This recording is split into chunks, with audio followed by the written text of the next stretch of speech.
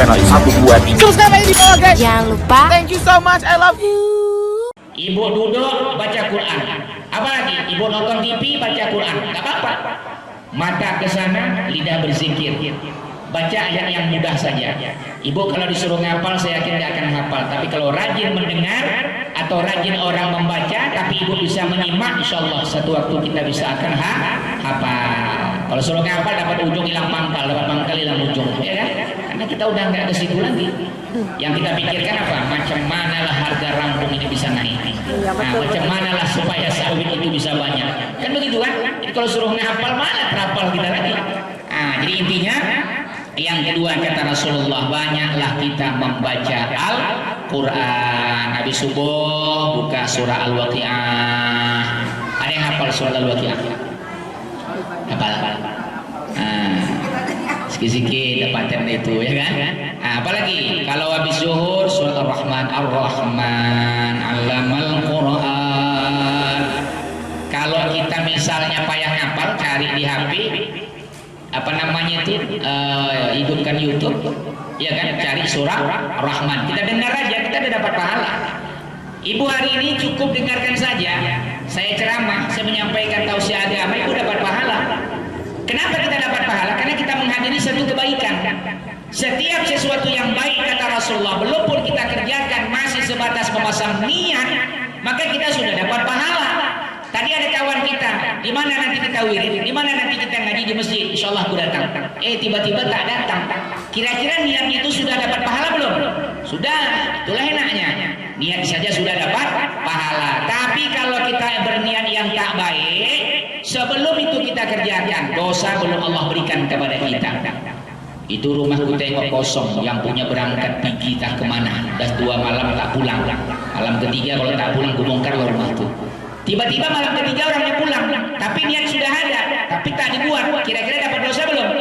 Belum. Nah, itulah bedanya. Berbuat baik niat saja sudah dapat pahala, tapi berbuat jahat niat saja belum Allah berikan dosa. Kalau ada action, ada perbuatan baru dapat dosa. Tapi perbuatan baik sebatas niat, insya Allah minggu yang Kamis ini aku tak bisa wirid, tapi Kamis muka aku bisa datang. Niat dapat pahala. Rupanya tak datang juga. Dapat pahala. Tapi kalau tiap Kamis niatnya macam itu tak dapat pahala. Terakhir dapat omelan dari kawan-kawannya.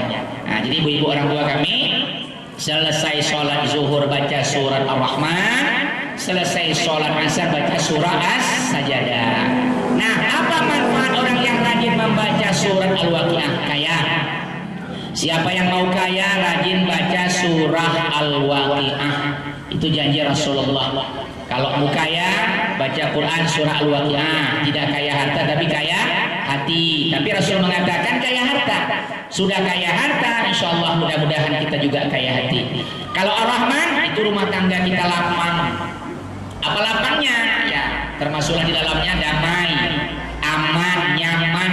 Rumah tangga kalau udah nggak aman, nggak nyaman, laki pulang istri salah, ya kan, suami pun di rumah suami nggak betah, itu berarti sesuatu ada yang salah. Berarti perlu banyak baca surat Ar-Rahman, ya kan? Nah, jadi kalau abang tak betah ke rumah atau aku pun mungkin risih nengok abang di rumah, mudah-mudahan ada evaluasi. Intinya apa? Tidak hanya sebatas membaca surat Ar-Rahman, karena Ar-Rahman itu artinya adalah sifat Allah, kasih sayang. Kalau habis asar surat apa yang dibaca ibu-ibu? Surat As-Sajadah. Siapa yang rajin membaca surah As-Sajadah, hati kita kata Rasulullah tidak akan berpaling selain kepada Allah Subhanahu wa taala. Jadi rajinlah membaca surat As-Sajadah. Kalau habis sholat maghrib surah Yasin. Berapa ayat itu ibu-ibu? 83. 1 huruf pahalanya baca Quran 10 kebaikan. 2 huruf 20 kebaikan. Ibu boleh menyentuh Quran tidak pakai wudhu kalau Qurannya ada terjemahannya. Tapi kalau Quran itu tidak ada terjemahannya, ibu tak berwudhu, la yamassuhu illal mutahharun. Kalau tidak ada wudhu, jangan coba-coba pegang. Kadang-kadang kita pakai alas, tudung, telkung, atau jilbab, karena kita tahu kita tidak ada wudhu. Maka bacalah Quran, usahakan kalau bisa kita ada wudhu, kan lebih enak kita. Habis baca Quran, kemudian kita doa, insya Allah doa doa kita dikabulkan oleh Allah Subhanahu wa taala. Jadi habis sholat maghrib baca surat Yasin. Yasin itu qalbul Quran. Hatinya Quran ada terdapat pada surat Yasin. Makanya ada sebutan wirid Yasin. Mana ada wirid Al-Waqiah. Ya kan? Ibu mau kemana? Mau wirid Al-Waqiah. Oh, udah lain kawan katanya. Yang ada wirid Yasin. Karena Yasin itu qalbul Quran. Nah, satu kali saja kata Rasulullah kita membaca surat Yasin sebanyak 83 ayat, pahalanya seperti mengkhatamkan 10 kali Al-Quran. Kalau Al-Ikhlas 3 kali, 1 kali khatam Quran, ya kan? Karena 1 kali Al-Ikhlas itu sepertiga Al-Quran, berarti 10 juz. 2 kali 2/3 berarti 20 juz. 3 kali khatam Quran. Tapi surah Yasin 1 kali kata Rasulullah seperti mengkhatamkan 10 kali Al-Quran. Apa manfaat atau fadilah orang yang rajin membaca surat Yasin? Nanti di hari kiamat matahari itu 1 jengkal di atas kepala kita. Ibu bayangkanlah itu. Cuaca paling panas kira-kira berapa derajat yang pernah kita alami? 40 udah nggak sanggup kita. Udah ridip mata kita nengok matahari itu kan. Udah mata kita nggak bulat lagi kan begitu. Nah, bagaimana dengan matahari sejengkal di atas kepala kita? Bisa kita menahan panasnya terik matahari? Kata Rasulullah bisa. Apa amalannya? Rajin kalian baca surat Yasin. Orang yang rajin mengamalkan surat Yasin, dia tidak lapar, dia tidak haus, dia tidak merasakan kepanasan ketika kalian dikumpulkan di padang mahsyar kata Allah. Nah, jadi ibu-ibu rajinlah membaca Quran. Surat apa tadi Bu?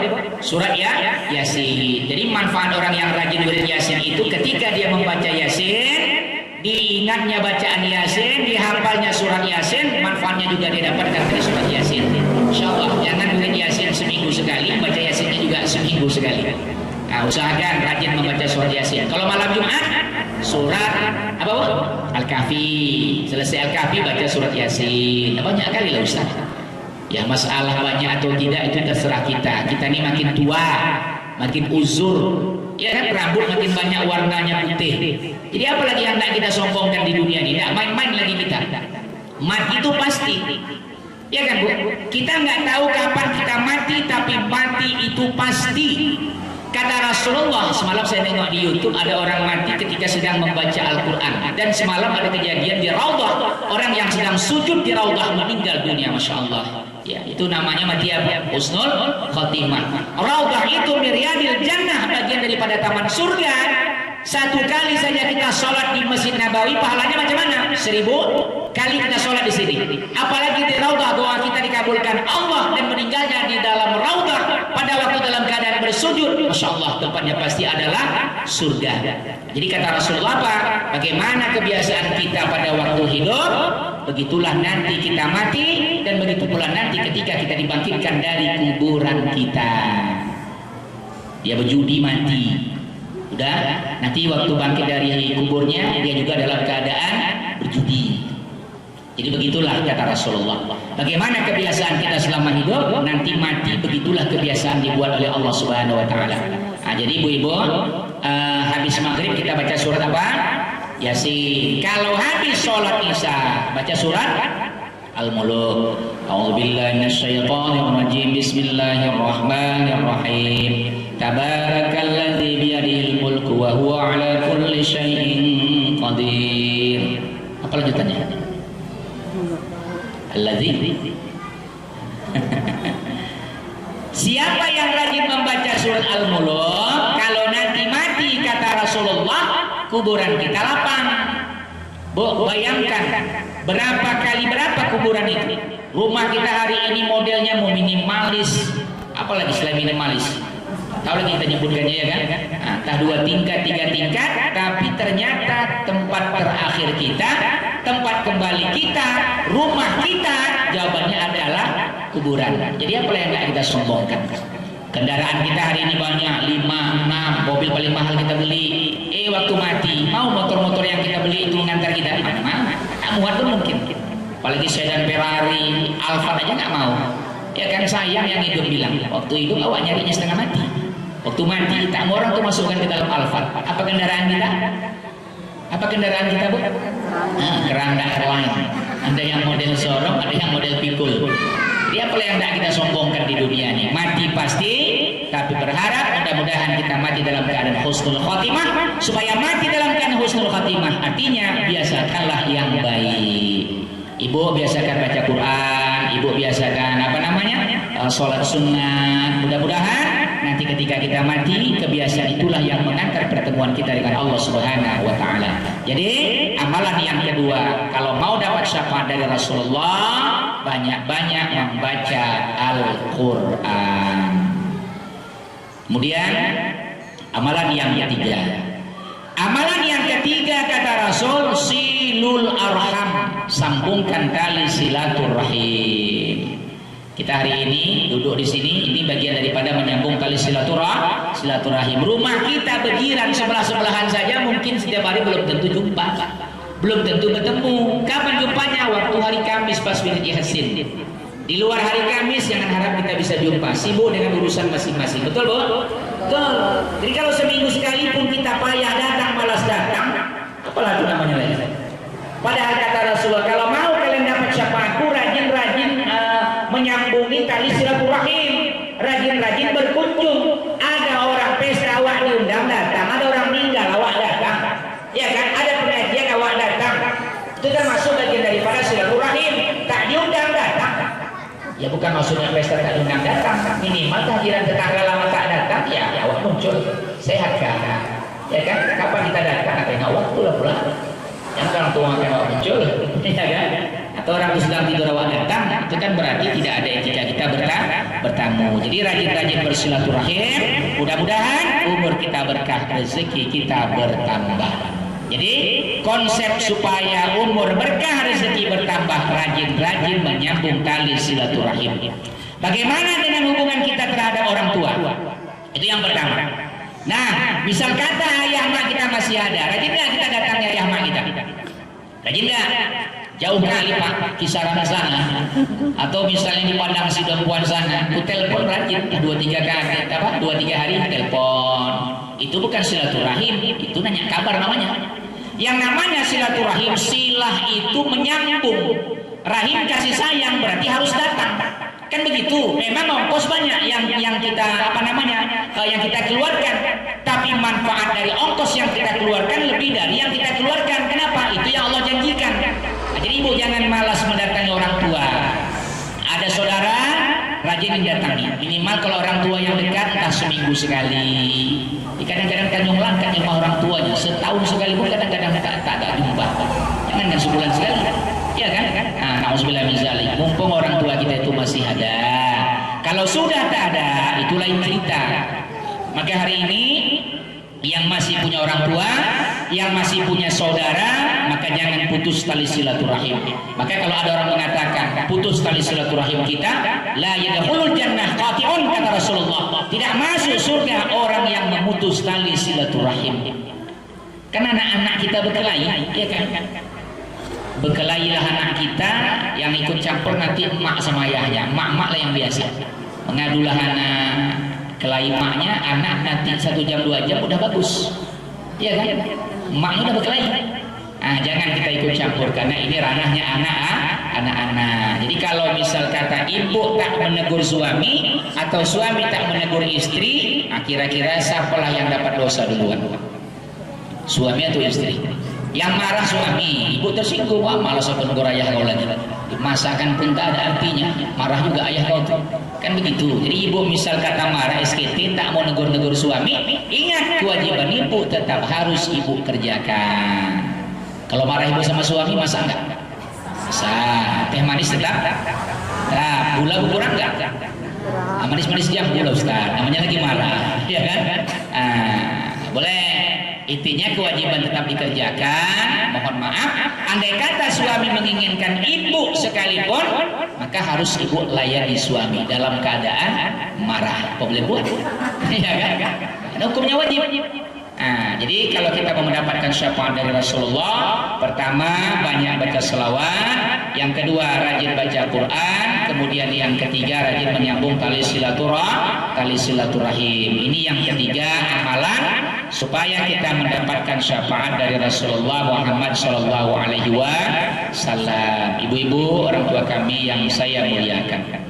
Nah, kepribadian Nabi kita Muhammad Sallallahu Alaihi Wasallam adalah kepribadian yang sangat-sangat sempurna. Rasulullah walaupun seandainya dia dicaci, pernahkah kita dengar Rasulullah marah? Tidak. Rasulullah pernah lewat di sebuah rumah orang kafir. Di sebuah rumah orang kafir itu marah sama Rasul. Ketika Rasulullah mau sholat ke masjid, orang kafir ini senantiasa menunggu Rasulullah, diludahinya Rasulullah.